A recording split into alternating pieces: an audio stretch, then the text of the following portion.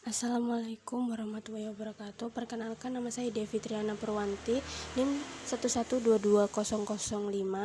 Di sini saya akan memberikan tutorial tentang uji and again. Selanjutnya, sejarah uji and again.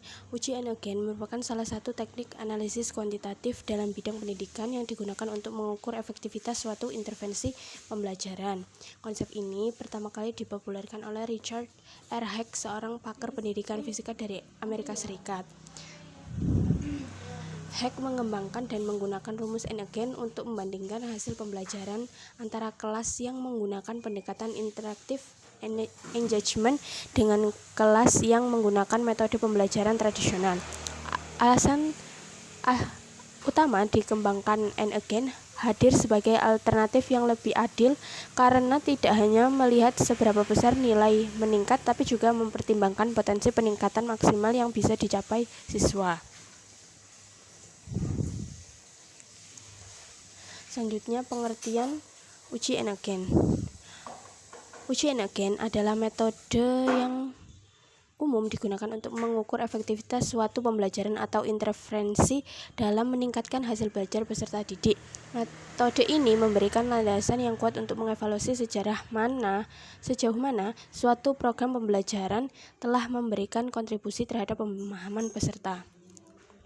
Selanjutnya, rumus uji and again. Rumus uji and again seperti digambar di atas. Selanjutnya, untuk melihat kategorisasi perolehan nilai and again, skor dapat ditentukan berdasarkan nilai and again maupun dari nilai and again dalam bentuk persen. Ada pembagian kategori penilaian nilai and again, dapat kita lihat pada tabel berikut. Selanjutnya, contoh kasus. Sebagai contoh, kita menggunakan uji and again score untuk mengetahui efektivitas penggunaan metode cooperative learning terhadap hasil belajar dalam mata pelajaran PPKN materi pers pada siswa kelas 11 SMA IT Nur Hidayah Surakarta tahun pelajaran 2019. Adapun data nilai pretest dan posttest pada kelas eksperimen dan kelas kontrol dapat kita lihat pada tabel berikut ini. Masuk ke tutorial SPSS. Selanjutnya buka SPSS, lalu buka preview. Dalam kolom name diisi kelompok pre, post. Pada kolom desimal diubah menjadi angka 0. Selanjutnya dalam kolom view maka akan muncul kolom value label. Isi value label dengan dalam value diisi 1 dan labelnya diisi eksperimen dan diklik add. Selanjutnya kedua, value-nya diisi 2, labelnya diisi kontrol. Selanjutnya di add lagi, selanjutnya di OK, maka akan muncul tampilan seperti gambar di atas. Di tabel measure diganti yang nomor atas, yaitu diganti nominal. Selanjutnya masukkan sesuai tabel yang telah disediakan, maka kita akan menghitung selisih nilai pretest dan posttest pada kelompok eksperimen dan kelompok kontrol.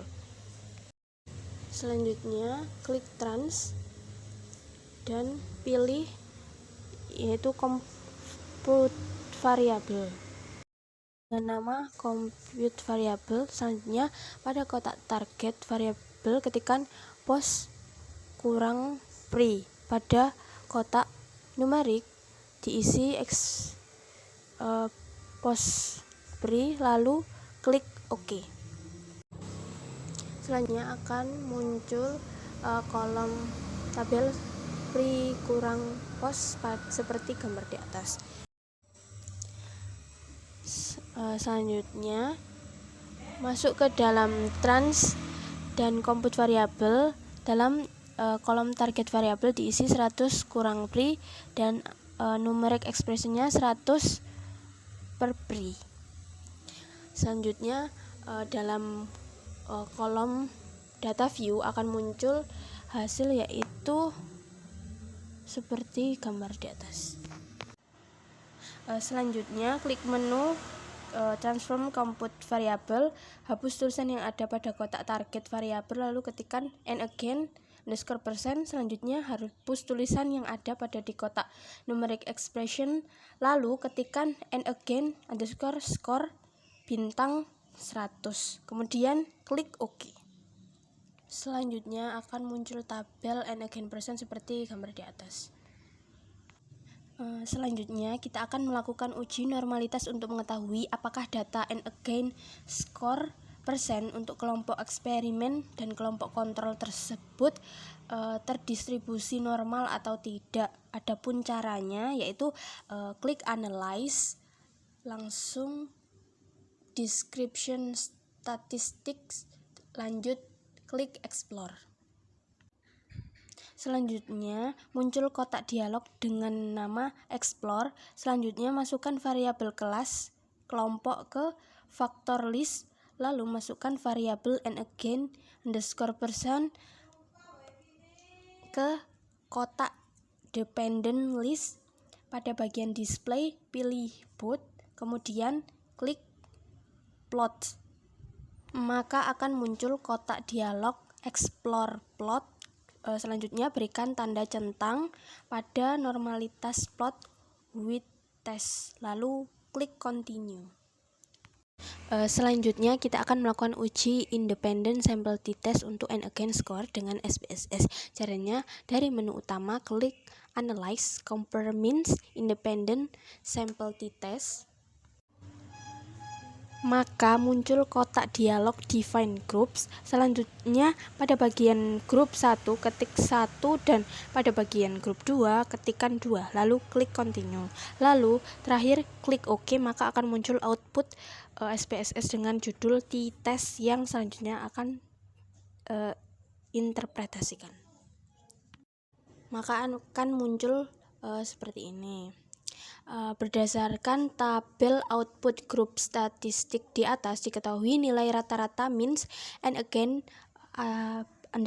_percent untuk kelas eksperimen adalah sebesar 43,5950, atau jika dibulatkan menjadi 43,6%. Berdasarkan tabel kategori tafsiran aktivitas nilai and again persen di atas, maka akan disimpulkan bahwa penggunaan metode cooperative learning pada kelas eksperimen kurang efektif untuk meningkatkan hasil belajar dalam mata pelajaran PPKN materi PERS pada siswa kelas 11 SMA IT Nur Hidayah Surakarta tahun pelajaran 2019. Selanjutnya diketahui nilai rata-rata means and again _percent untuk kelas kontrol adalah sebesar 26,5645, atau jika dibulatkan menjadi 26,6%. Sehingga berdasarkan tabel kategori tafsiran efektivitas nilai and again persen di atas, maka akan dapat disimpulkan bahwa penggunaan metode konvensional learning pada kelas kontrol tidak efektif untuk meningkatkan hasil belajar dalam mata pelajaran PPKN. Maka PERS pada siswa kelas 11 SMA IT Nur Hidayah Surakarta tahun pelajaran 2019. Dengan demikian, secara deskriptif statistik melalui penafsiran tabel output grup statistik, maka dapat dikatakan bahwa ada perbedaan efektivitas metode cooperative learning dengan metode konvensional learning dalam meningkatkan hasil belajar siswa. Berikutnya, untuk mengetahui apakah perbedaan aktivitas kedua metode tersebut bermakna signifikan atau tidak, caranya dengan mentafsirkan tabel output kedua, yaitu independent sample t-test seperti yang ada di layar. Selanjutnya pada tabel kedua, output di atas diketahui nilai signifikasi pada Levene's test for equality of variance adalah sebesar 0,948 lebih dari 0,05. Maka dapat disimpulkan bahwa variance data and again persen untuk kelas eksperimen dan kelas kontrol adalah sama atau homogen.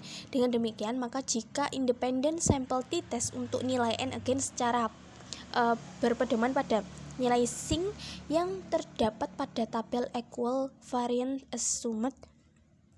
Jadi jika variance data tidak homogen, maka uji independent sample t-test untuk nilai and again secara berpedoman pada nilai sing yang terdapat pada tabel equal variance not assumed. Berdasarkan tabel output independent sample t-test di atas dilakukan, nilai signifikasi 2 mean tilde adalah sebesar 0,093 kurang dari 0,05.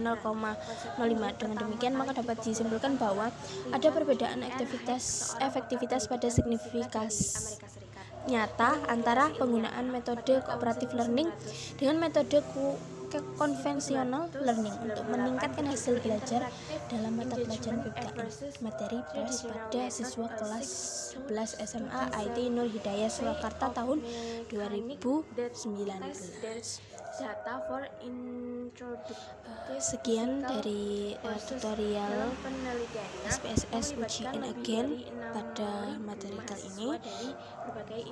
Terima kasih. Wassalamualaikum warahmatullahi wabarakatuh.